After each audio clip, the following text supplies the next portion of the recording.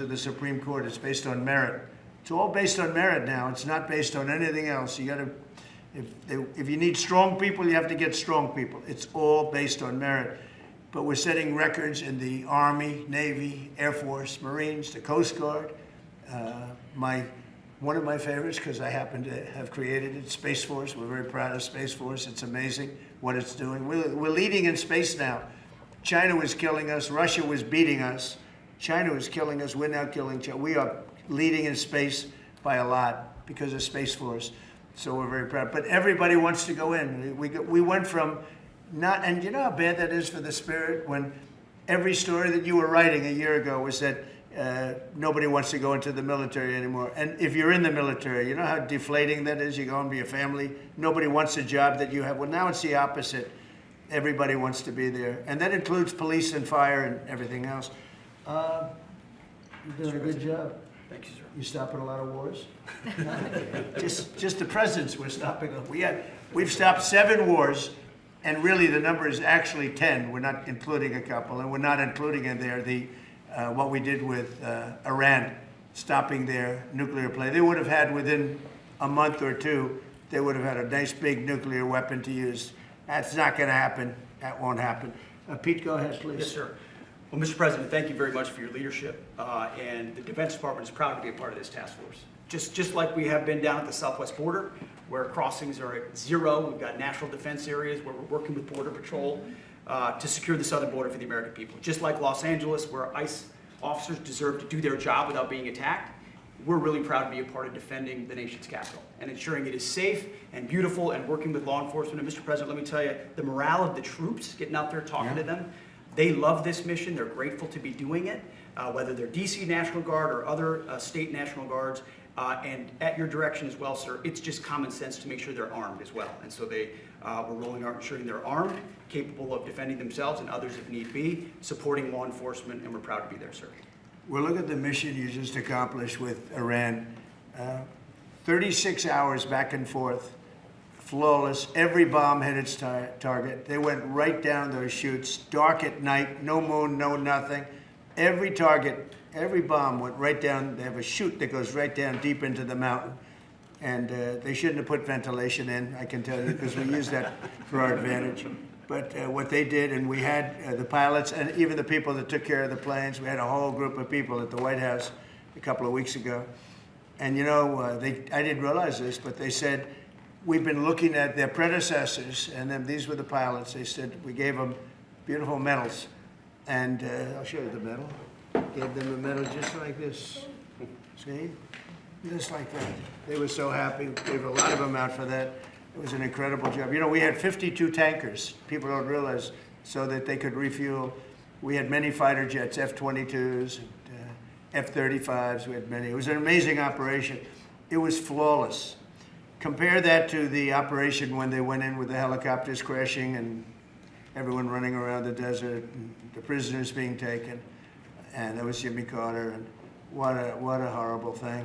This was the exact opposite. This was the exact opposite of what they did in leaving a very, very nice place. The Taliban runs a tough operation in Afghanistan, and I think it was the most embarrassing day in the history of our country. That was Biden. I was leaving, and we would have left through strength, tremendous strength. We would have had we would have kept Bagram, which is the air base, one of the largest runways in the world, one of the most powerful. You could land anything on it, many, many feet thick. You don't build them that way anymore. You can't. But we left it, and now China's occupying that air base. This was the most incompetent administration in history, the Biden administration. And you're just lucky that they lost, because if they won, you wouldn't have a country anymore. And so, Pete, you started up by saying the Department of Defense. And somehow it didn't sound good to me.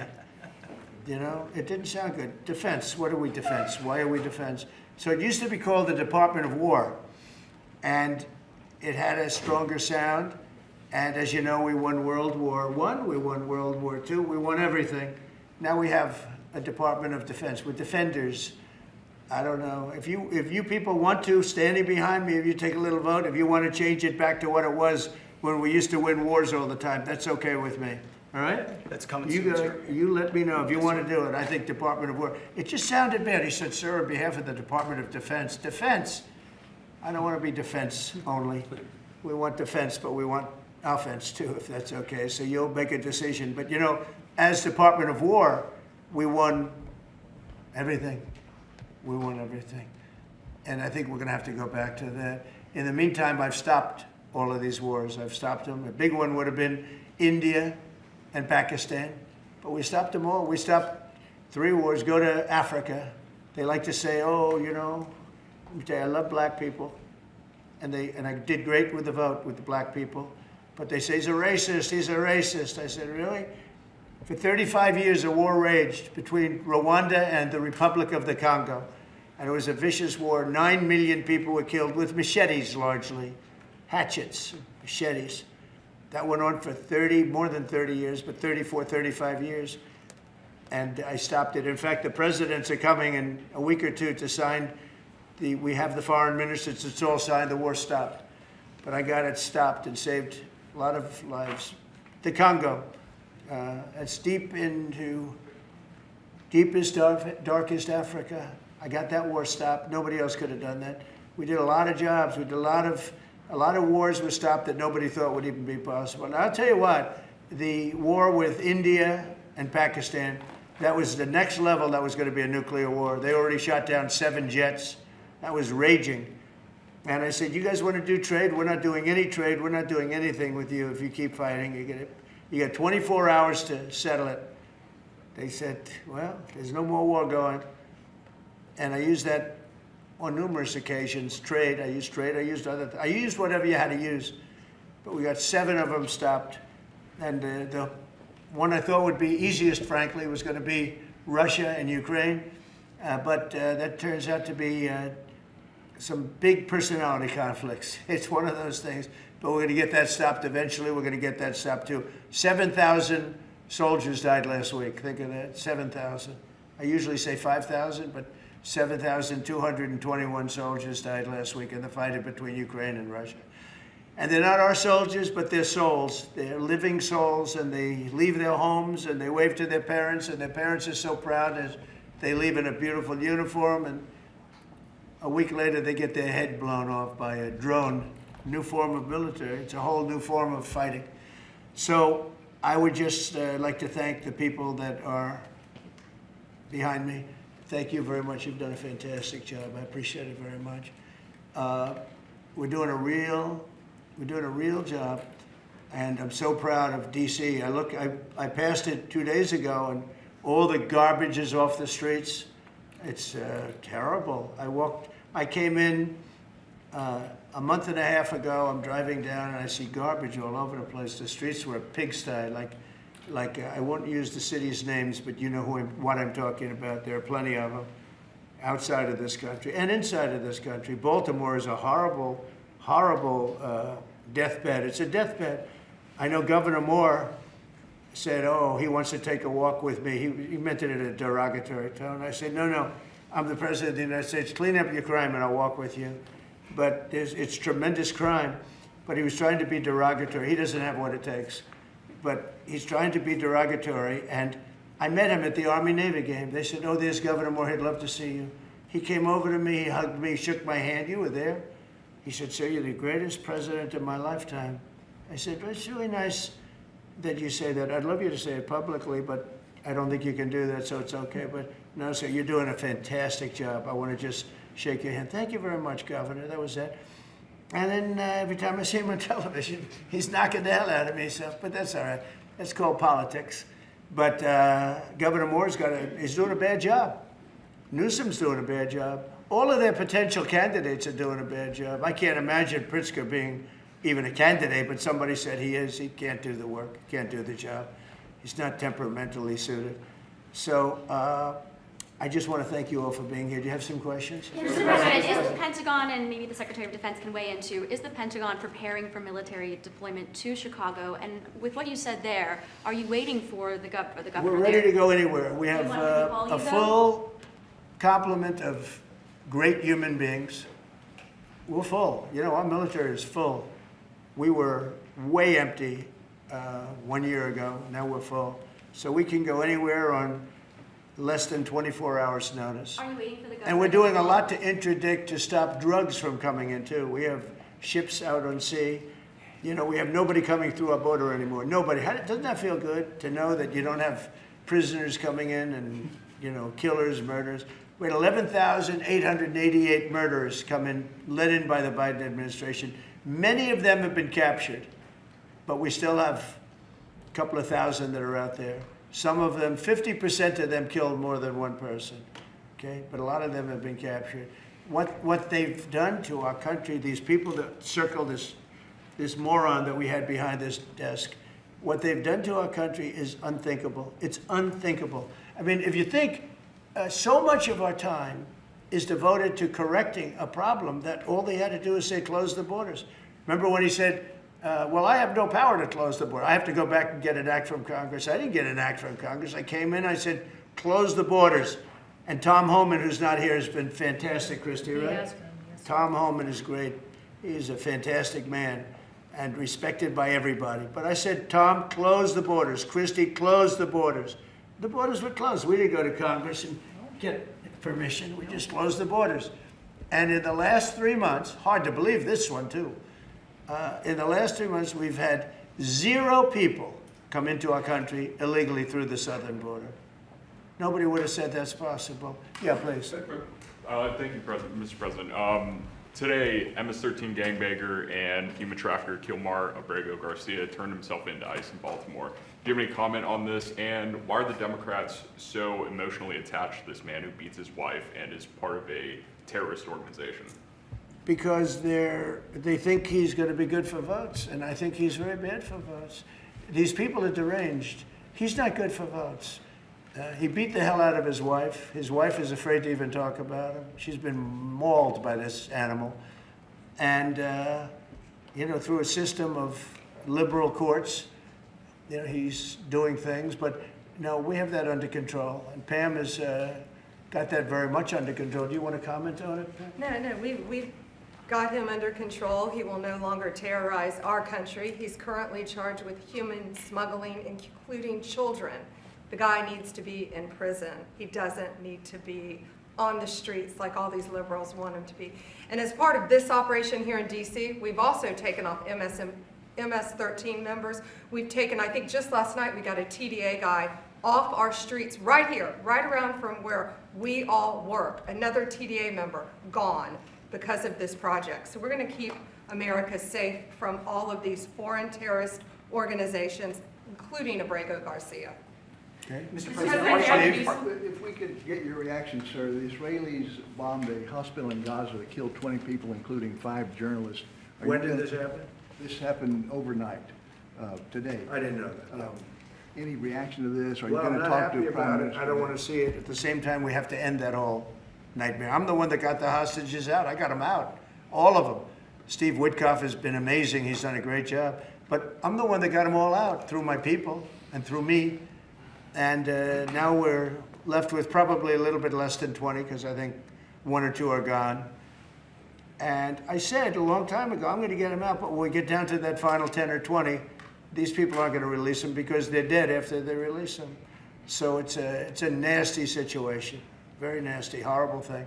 Mr. Yes. President, could you please elaborate on your post on South Korea? What were you referring to? Well, I heard that there were raids on churches over the last few days, very vicious raids on churches by the new government in South Korea, that they even went into our military base and got information. They probably shouldn't have done that, but I heard bad things. I don't know if it's true or not. I'll be finding out. As you know, your new president's coming in just a couple of hours coming here. I look forward to meeting him.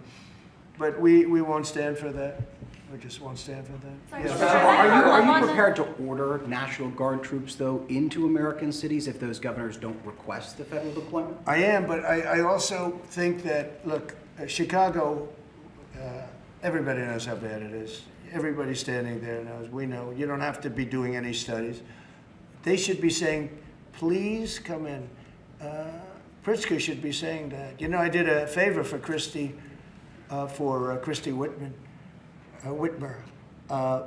a good favor, I think, with the fish, the carp, the China carp. Did you ever hear of it?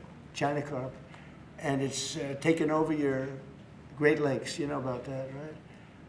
And she came and she wanted to know if it's possible for us to do something about it. And I said, well, I'll do it. But I think it's appropriate that the person from Illinois, the governor from Illinois, asks also. It's a tremendously expensive project, actually. It's invasive, it's horrible what's happened. And we can do it with GSA and various people, but we can do it. We're gonna just have to see what happens, okay? We're gonna have to see what happens. Do you believe that you have the legal But authority the to order governor those of troops? Michigan came, was very respectful, asked for it. She's done a good job. I did that. I opened the Air Force Base, you know, kept it open for F-35s and various planes, F-22s too. I did that for the state of Michigan at her request. And I will, and also at our congressmen. You know, we have congressmen that are unbelievably pro-Michigan up there.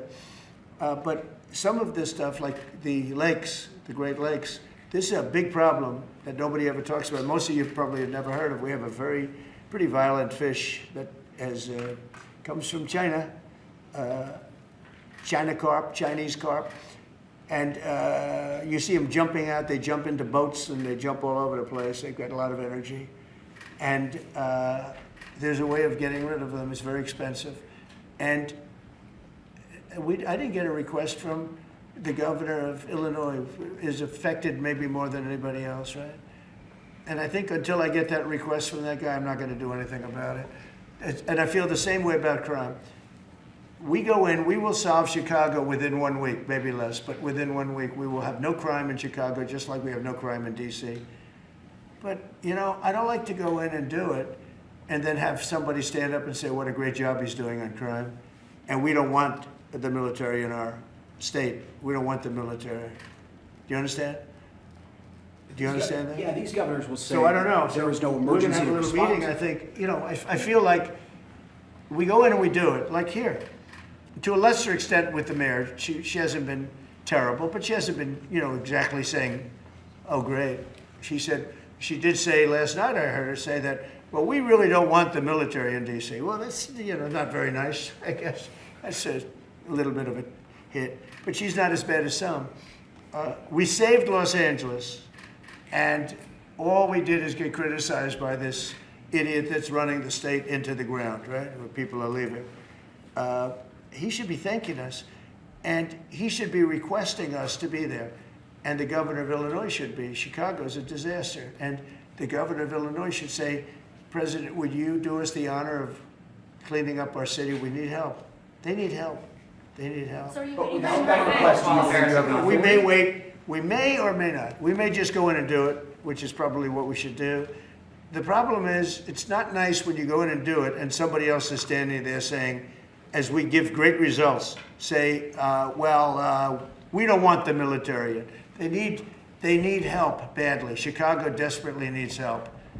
Just look at the crime statistics. Look at the statistics that JD said about, even I didn't know it was that bad. That's terrible. But all I know is we're being celebrated because we went an entire week. Now it's 11 days. We went an entire week without a murder. And I said, boy, that sounds terrible. I didn't know how, I actually made a speech. I didn't know how to say it because it's a great number. It's a great thing. But it sounds so bad. I mean, supposing you're from a foreign country which is properly run and they don't have murders and things, right, so much, or in some cases virtually at all. And you have somebody saying, I'm proud to announce that nobody was murdered in the capital of the United States this week. It sounds terrible, but Mr. President, Gavin Newsom, you mentioned Gavin Newsom on crime. Gavin Newsom, yes? Is there a federal mechanism you're hoping to use to fight back against his redistricting constitutional amendment, or is that Well, I think California? I'm going to be filing a lawsuit pretty soon, and I think we're going to be very successful in it. We're going to be filing it through the Department of Justice. That's going to happen. And we're also going to be filing a lawsuit on blue slipping. You know, blue slips make it impossible for me as president to appoint a judge or a U.S. attorney because they have a gentleman's agreement. It's nothing memorialized. It's a gentleman's agreement that's about 100 years old. where if you have a president like a Republican, and if you have a Democrat senator, that senator can stop you from appointing a judge or a U.S. attorney. In particular, those are the two, I guess anything, but those are the two that are very important. So we have numerous states where we have unbelievable people. Now, Jay Clayton was just approved in the Southern District, but he was so good. He was a top student, top schools, top everything, went to Sullivan and Cromwell, became the head of Sullivan and Cromwell, came down here, was Securities and Exchange Commission, ran it for 4 years during my term, like impeccably, beautiful job. He did an incredible job. And we went to court, and the judges, Democrat judges, voted that he could. That's the only way you get by it. But generally speaking, you can't do that because you'll have judges from the other party. So Jay Clayton just got approved, and he's in, but he didn't get approved by the senators. He got approved by the court system in New York, which was a great thing. And I had a big victory in New York, I might add. I saved myself $500 million with a fake, corrupt attorney general, a really corrupt person with a corrupt judge who was disgraceful, and they're being mauled right now by everybody. It's so corrupt, and it kept business out of New York, stuff like that. But the appellate division vacated all of that stuff that you read about, and we're going to do a big number on that whole thing. You can't have a corrupt court system. You can't have that. You have to have borders, and you have to have a free press. Otherwise, you don't have a country. But you'll be hearing about the blue slipping, because if you have not, you don't need two senators. You just need one Democrat senator with a Republican. The only person that I can get approved are Democrats, or maybe weak Republicans, but we don't want that. But the only person I will be able to get approved in any of those states where you have a Democrat I can't get a U.S. attorney. I can only get a Democrat U.S. attorney. And this is based on an old custom. It's not based on law, and I think it's unconstitutional, and I'll probably be filing a suit on that pretty soon. Yeah, please. During the campaign, you called Kamala Harris a communist, but the Biden-Harris administration, they never called for nationalizing a private company with the federal government like you're proposing with Intel. What do you say to some who say this is a bit hypocritical, and is this the new way of doing industrial policy? Yeah, sure it is. I want to try and get as much as I can. If people come in and they need something, as an example, as a real estate person, if I have an agreement and I have any form of a stopgap where I can stop somebody from doing something, right? I have a covenant in an agreement, and they come to me and they say, would like to do something, but you have us restricted. If I do that, they usually have to pay. Now, in the case of Intel, it was interesting, but I hope I'm going to have many more cases like it. Intel came in. I met with the gentleman. I had a lot of respect for him. He came in under a little bit of a cloud. I liked his story. I thought he was good. I think he really means to do a good job with Intel. I said, I'd like to ask whether or not you'd give the United, because a lot of people said I invested in Intel. I didn't invest, but I invest my heart in it and my soul because I want the country to be strong. But I said, I'd like you to give 10% of Intel to the United States of America. Not to me, to the United States of America. And I said, if you have them as a partner, you have the United States as a partner, I think that would be a very good thing for Intel. And he thought about it, a little bit different, and he said, I like that idea very much. We have a deal. And I just made $10 billion or $11 billion for the United States of America. And yeah, there will be other cases. If I have that opportunity again, I would do that. And then, you do have stupid people say, oh, that's a shame. It's not a shame. It's called business. If somebody's willing to give you 10% of a company and you're not paying for it, and I will tell you, with a company like Intel, as you know, it's had difficulty. I want them to do well. I want them to do well anyway, but I want them to do well in particular now. But isn't public ownership of a private company a new way of doing business in the business of the United States? Isn't that what you were sort of rejecting? So are tariffs. So, as you know, the stock market went up almost 1,000 points on Friday. And it went up not because of this very, I think, terrible, hello, who's that? Who is that back there? All right, get out of the room. It went up because of something much different. It went up because it was announced, CBO announced the numbers, and as you know, they gave no credit to tariffs. They said they made a mistake, that the trade deficit will be reduced because of Trump's tariffs, will be reduced by $4 trillion, right? Is that what they said, right? They said $4 trillion, and the market went up like a rocket ship because the tariffs are good. Well, tariffs aren't that usual. If the 7 wars I stopped, 4 of them were because of the fact that I had tariffs and trade. And I was able to say, well, if you do this, if you go fight and if you want to kill everybody, that's okay, but I'm going to charge you each 100% tariff when you trade with us. You know what? They all gave up. I stopped 7 wars. Numerous of them was because of tariffs. So, you know, you never knew the word tariff. It didn't exist really, essentially, in this country until actually in the 1870s up till 1913 it existed, and we were the richest country. We were richer then, proportionately, than at any time in the history of our country. And then, stupidly, in 1913, they said, let's go to the income tax way of life. Let the people pay instead of foreign countries. No, we're taking in trillions of dollars in tariffs, and we're stopping wars because of tariffs. So that's not so normal either. But you know what? Other countries did it to us, and now we're doing it to other countries. You ruled out boots on the ground in Ukraine, but how would air support as part of a security guarantee be any different? Those U.S. Well, you airmen... really went from one question to the next. You go from one. I expected him to at least challenge me a little bit. Now we're talking about boots on the ground. But U.S. air assets over the skies of Ukraine as part of a security guarantee, wouldn't those U.S. airmen also be Well, in you danger? don't know what security guarantee is because we haven't even discussed the specifics of it. And we'll see. Number one, Europe is going to give them significant security guarantees, and they should because they're right there. But we'll be involved from the standpoint of backup. We're going to help them. And I think if we get a deal, and I think we will, but if we get a deal, you're not going to, I don't believe you're going to have much of a problem. But we'll back it up because I want to stop seeing people being killed. You know, when Biden was here, he gave $350 billion. You know this from covering business. $350 billion to Ukraine. I said that Zelensky's the greatest salesman I think I've ever met, better than P.T. Barnum, because he'd come to the country, he'd walk out with $50 billion every time. He actually came here once, he walked out with $100 billion. We're up to $350 billion. I got $1 trillion worth of rare earth that we have from the country because I felt badly for our taxpayer. But I did something else at the NATO meeting.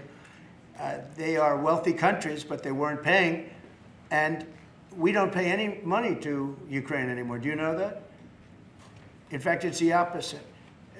They request through NATO, we deal with NATO. We don't deal really with Ukraine. NATO requests missiles. They want Patriots, they want missiles. We give the missiles to NATO. NATO pays us in full and does what they want. I mean, I think they give them mostly to, they can do other things with them too because we're dealing with NATO. We pay no money to Ukraine. We gave $350 billion to Ukraine. You know, if we didn't give that kind of money, and I was the one that gave the javelins, if you remember. I gave the javelins. They were very effective. They say Obama gave sheets and Trump gave javelins. They were very effective with those tanks right at the beginning. But you would have never had a war if I were president. You would have never had a war. Just to finish, we spend no money on Ukraine anymore. We were getting fleeced by a president that didn't know what he was doing. To be honest, I don't blame Ukraine. I mean, if they come and ask for $100 billion, then they get it. But we were in for $350 billion. Now, we make money. I don't want to make money on Ukraine. I want the war to end because I want to save all those lives. I want to just save. But just so you understand, we're no longer losing money on that thing. We were losing money hand over fist. And now we don't lose any money. Now we sell weapons to NATO. Because NATO agreed, because of me, to go to 5%. They had 2% and didn't pay. Now they have 5% and they're all paid up. So they have trillions of dollars and they give us that money. But I really want the war to end, and we're going to get it ended. Mr. President, it's been 1 week since the historic summit here with Ukrainian President Zelensky, European leaders all met here with you at the White House. You said you wanted to get this done bilateral as soon as possible. Have you spoken to Putin since last Monday? Since Yeah, a week ago? I have.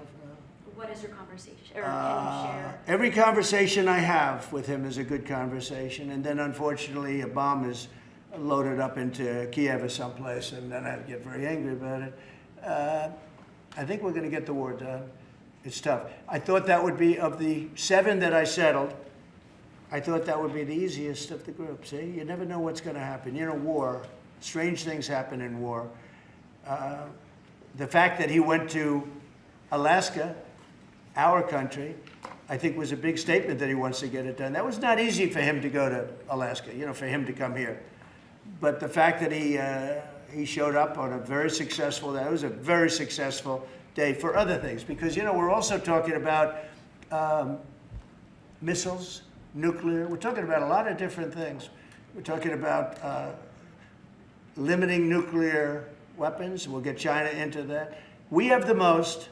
Russia has the second most, and China has third, but China is way behind, but they'll catch us in 5 years. We would like to denuclearize. It's too much power, and we talked about that also. That's part of it, but we have to get the war over with. On Baltimore, sir. Thank you. On Baltimore, you said that you are going to have to reconsider bridge funding. Is that contingent on Westmore cleaning up the streets? No, we were very generous to him on a bridge. You know, a boat ran into a bridge and the bridge came down like I've never seen anything. The boat was just, it just shows you the mass of that boat, the power of that boat. You know, people were up on that bridge, painters. They were painting the bridge and they were watching it happen. And they thought they were very safe. They all died. They were painting the bridge, can you imagine? And they watched the boat. The engines were off. And they watched the boat. And the power of that boat, the mass of that boat, went right through that steel just like it was nothing. It's amazing. It's called mass. Mass is a big deal. But the mass of that boat, those people all died. But they thought they were totally safe. They were eating their lunch. They were, you know, whatever. They were watching it. They could have gotten off. Somebody did a very good job. A police officer called in and said, close the bridge, and he did it with power. Get everybody off the bridge, close that. That guy should get a medal because he stopped the bridge. A lot of people would have died. A lot more people would have died. The ones that died were the workers on the bridge. And they thought there was no danger because, you know, it's a big steel bridge. And it came down like toothpicks. It was incredible to watch that. It was just, and they died. They all died. But that police officer, again, the police do a great job. The police officer did an amazing job. And I heard the tapes. He would say, get everybody off. Most people wouldn't have said that. You know, when you see a thing like that, you assume it's going to, you know, tap the bridge and it's going to be rebuffed. The thing just came down. I've never seen anything like it. So he did a good job. In fact, I think we should get him in for a medal.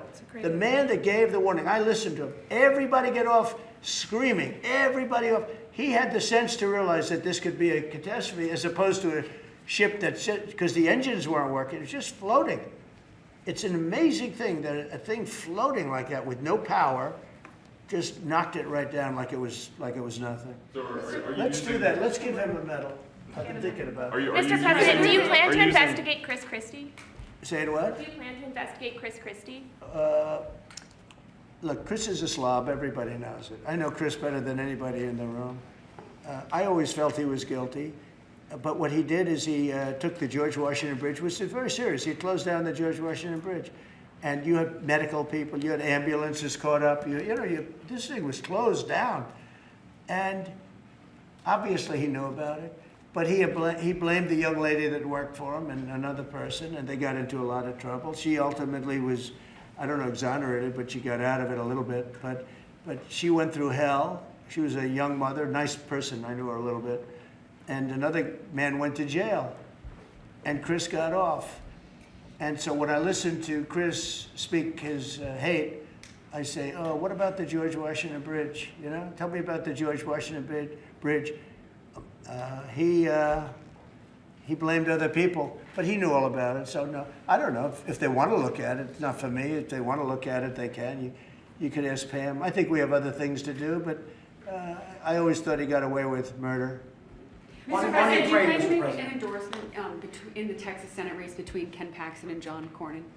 Well, I'll make up my mind. I like them both. The worst situation I have is when I have two people that I get along with well.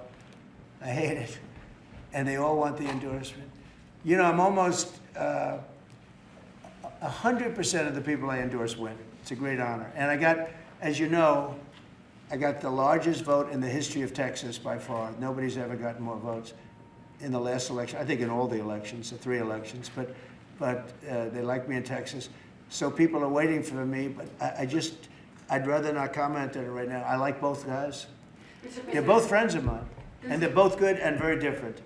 There's some talk among congressional Republicans about another reconciliation bill. Where do you fall on that, and what would you like to prioritize? Well, I don't want to do cutting. I want to save all the different things. I'm going to cut things that are unnecessary, but the one thing I said, and I gave my word, we're not going to hurt anybody on Medicaid, Medicare, or Social Security. And in fact, we're doing great on Social Security. We found 300,000 illegals on Social Security. We got them out. And, you know, things like that make Social Security very, very strong. So, no, I am very big into certain things, and one of those 3, you could say 3 of those things are Medicare, Medicaid, Social Security. We're going to protect it. And so we'll see how everything works out. If we're talking about rescissions on other things, I'm always open to cost cutting. If we can cost cut, I like it, but nothing's going to happen to medical. We have something coming up, Favored Nations, where I'm going to be reducing drug prices by 1,500%, where a pill that sells in Germany for $10 costs $150 here because of the bad practice. And I was all set to do it, and then we had the COVID come up, and I had to focus on that because we had the greatest economy in history in my first term. I will tell you that we are going to be doing numbers on the cost of drugs in this country that I'm not talking about a 20% decrease, which would be great. I'm talking about 1,000% decrease. We're talking about where a product would sell for $80 in Germany and $1,300 here. We're not going to do that. We were subsidizing the entire world, and we're not doing it anymore. I informed the drug companies. I informed the world. And if the world wants to, if countries in the world don't want to go along, then I'm going to put tariffs on those countries, and we'll make more money. But they have to go along with it. So this is moving along rapidly. Dr. Oz is in charge, Bobby's group, and they're doing very well. And we're getting great cooperation from the drug, because the drug companies know it's unfair. You know, for years they'd say, well, we had to do research, and we had to do. I said, I don't care. You had to do research for these other countries also. They are ready to go, and I'm ready to go. And you know, if I pull that off, there's no way a Republican will lose an election. There's no way. All right, one more question. Steve. On Ukraine, Mr. President. Steve. Back to Ukraine. Watch this guy. He's the nicest guy I know, and he asks the most vicious questions. Why do you think President Putin is so reluctant to meet with President Zelensky? Because he doesn't like him. He doesn't like him. You know, they don't like. I have people I don't like. I don't like to meet with them. Sometimes I do like to meet with people I don't like. So how do you get them together? They don't like each other, really. And if we had a real president instead of a guy that got in there with a fraudulent election, if we had a real president, that war would have never happened. Putin actually said, he said, if Trump were president, it wouldn't have happened. It happened for a lot of reasons. It happened because of Afghanistan. When he saw how incompetent Milley was and all these guys were, I think he said, wow, this might be it, because it was the apple of his eye. It would have never happened if I were president. Mr. President, you have built a relationship with Russian leaders and also North Korean leaders. As they are getting closer, how would that affect your diplomatic approach? Well, I have very good relationships with Kim Jong-un, North Korea. I mean, a lot of people would say, oh, that's terrible. No, it's good. In fact, someday I'll see him. I look forward to seeing him. He was very good with me. We had 2 meetings. We had 2 summits. We got along great. I know him better than you do. I know him better than anybody, almost, other than his sister. His sister knows him pretty well. Now, I know him well, and I got along with him. You know, I'm not supposed to say I really like him a lot, because if I do that, I get killed in the fake news media. But I got along with him very well, and we had no problem. If if at the time Hillary Clinton won the election, you would have had a nuclear war. You would have had a nuclear war. We're not going to have a nuclear war. Once that happens, it's over. We're not going to have a nuclear war. No, but Kim Jong-un will meet at some point. I look forward to it, actually. But do you notice that since I came into office, you haven't had a problem with him? Hasn't been, you know, he tests lots of rockets. He does have great capability, I will say that. But I think a lot of good things are happening for our country, a lot of really good things. And the thing we're here today to talk about is crime, and specifically in D.C. I am so proud of what these people, every one of them, what they've done in D.C., because to literally stop crime on a button. I'd walk down that street right now. If I were, friends of mine are going out to dinner now. They haven't gone out to dinner in 4 years. They were afraid, they were petrified. Half the restaurants closed because nobody could go because they're afraid to go outside. Now those restaurants are open and new restaurants are opening up. It's like a boom town. It's a great thing to see, and I'm very proud of the people behind me. Thank you very much, everybody. Thank you, guys. Thank you, guys.